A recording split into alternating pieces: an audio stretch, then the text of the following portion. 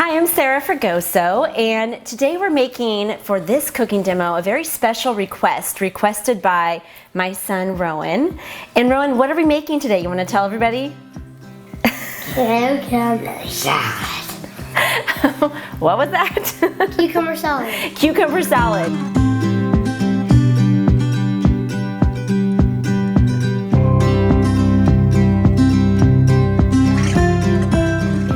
Cucumber salad is something that is near and dear to my heart, only because I had the opportunity to go to Thailand and learn how to make this recipe, which is one of many in one of my latest books, Everyday Paleo Thai Cuisine, which I'll show you guys right here, just in case you haven't seen it. Love this book.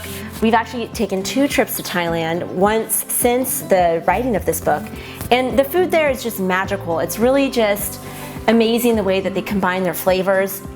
And we're going to show you an example of that today when we make cucumber salad, of how they really focus on 4 really bold flavors. They look for spicy, there's always got to be something sweet, they always want something sour, and then they always want like that umami flavor, which we're going to get, and I'll show you what that is when we get to that point.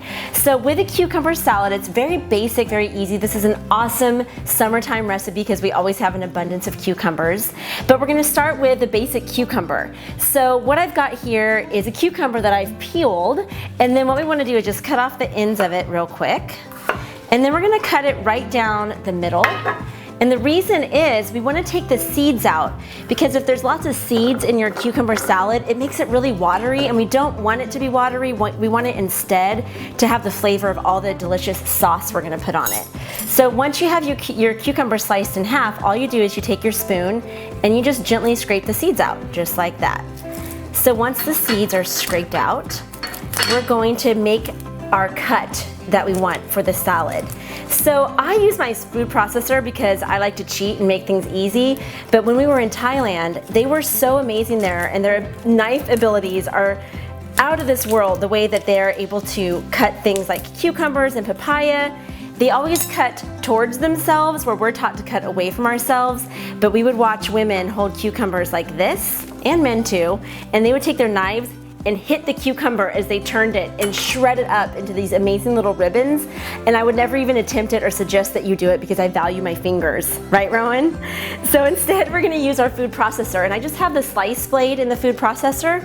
I already have 1 cucumber in there, and you wanna use 2 to 3 cucumbers depending on the size. So since my cucumbers are a little larger, I'm just using 2. So those are gonna go right into the food processor. So much easier, didn't chop any fingers off, we're good to go. So next, we're going to make our dressing. So again, traditional Thai cuisine, they make a lot of their dressings and a lot of their dishes, the base of it is made in a mortar and pestle. So when you're using fresh ingredients or ingredients that you don't have to like make into an absolute paste, like curry paste, you're gonna use a wooden mortar and pestle. But if you're making like a curry paste where you have to pound down things like turmeric or things like lemongrass, then you wanna use a granite mortar and pestle. So since we're using a gentler ingredient, we wanna use the wooden one. If you do not have one, totally fine. For the things that I'm going to tell you that need to be chopped up or mashed into a paste, just mince it. You can just use your knife. So it doesn't mean you can't make this dish, it just means you just have to do it a different way. So we're going to start with 2 cloves of garlic. So Rowan, can you grab the garlic please? And toss it right into the mortar and pestle. And then we're also going to use some chili. Normally I would suggest trying to find bird's eye chilies, which are the little small red chilies that you see in Thailand. They're kind of hard to find. I can usually get them at my Asian grocer, but I don't think they're quite in season, or they haven't gotten a shipment in. So we're going to use a green serrano instead. So Rowan, if you could please just cut off the very end of the serrano, right about there. So always start small when you're doing your chilies. Don't throw like 5 in there and think that's gonna be good to go. Just start with a little bit, and then if it's not as spicy as you'd like, add more chilies. So that's perfect. Go ahead and toss that into the mortar and pestle. So these ingredients you want pound or ground up or minced very fine. So I'm gonna use my mortar and pestle, and you gotta kind of get aggressive with this because you really wanna get it into a paste. And so when I was in Thailand making curry paste, I was told a story by one of the women that I met there, that back in the olden days, when the men would come home from working, they would listen for the loudest sounding mortar and pestle, because they knew that was the best cook. And they would go find those women who were making the most noise with their mortar and pestle, and that would be kind of like how they would start courting their future wives. And kind of crazy, but makes sense, I guess, back in the day. But anyway, fun story to tell your friends when they come over and you're making them Thai food. So now I've got this all mashed up into pretty much a paste.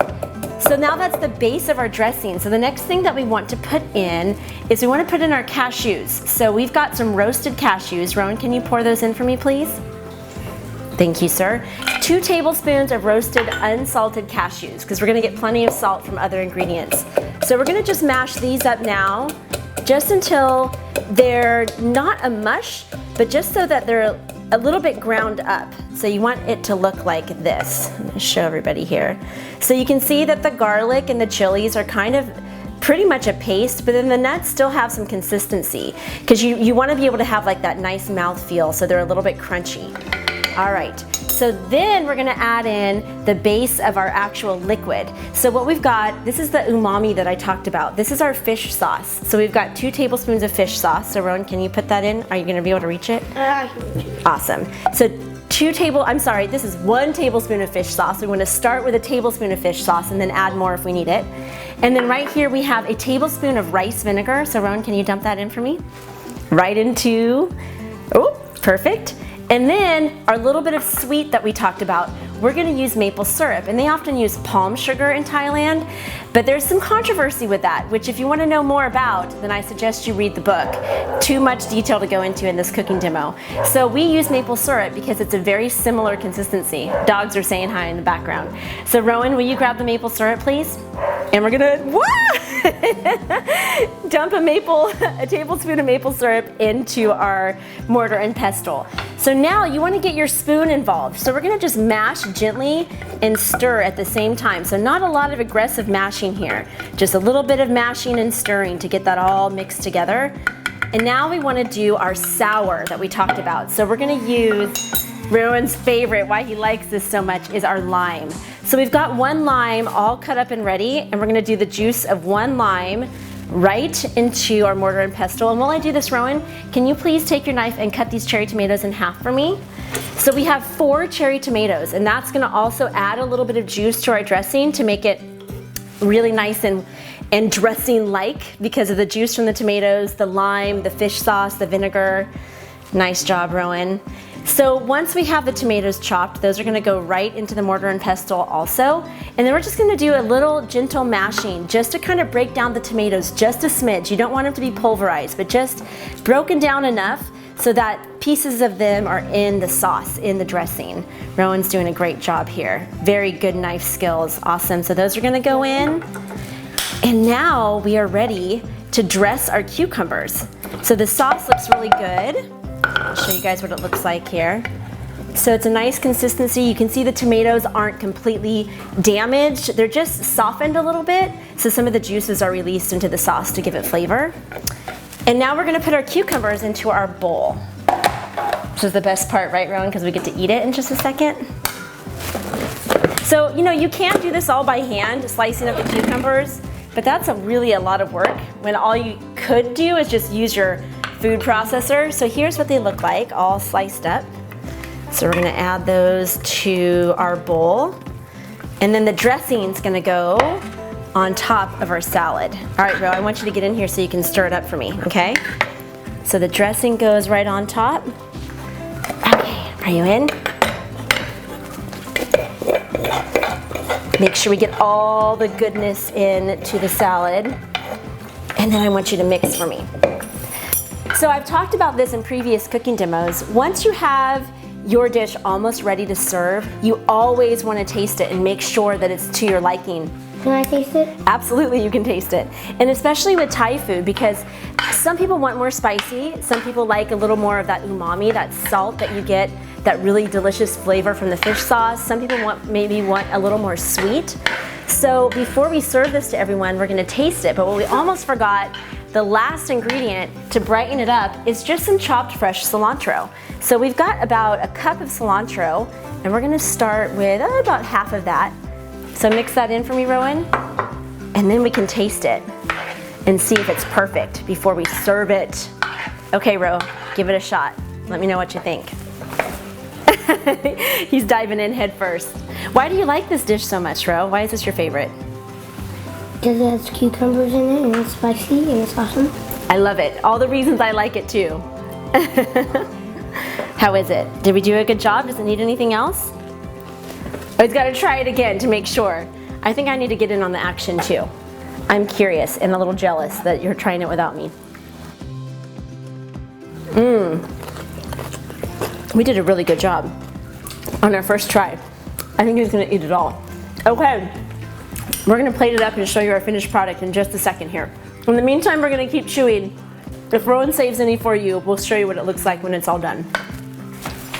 Okay, so while I was plating this, Rowan pretty much ate half the bowl and then disappeared. So anyway, I don't know why he loves this so much, except for I do, because it is unbelievably delicious. And we serve this in the summertime and actually whenever we can find good cucumbers. And it's just so much fun to make it in the mortar and pestle, but remember you can do it all without it. Just mince up the ingredients that need to be finely mashed, and then everything else just comes together really nicely. So you just mix it all together. Super simple, super fresh, and I hope you guys enjoy it. We'll see you next time. Thank you so much for watching. For more on me, please visit my website, sarahfragoso.com, and be sure to subscribe to my YouTube channel so you don't miss anything. And if you want the full recipe from today's shoot, just click the link below and you can get it there. See you next time.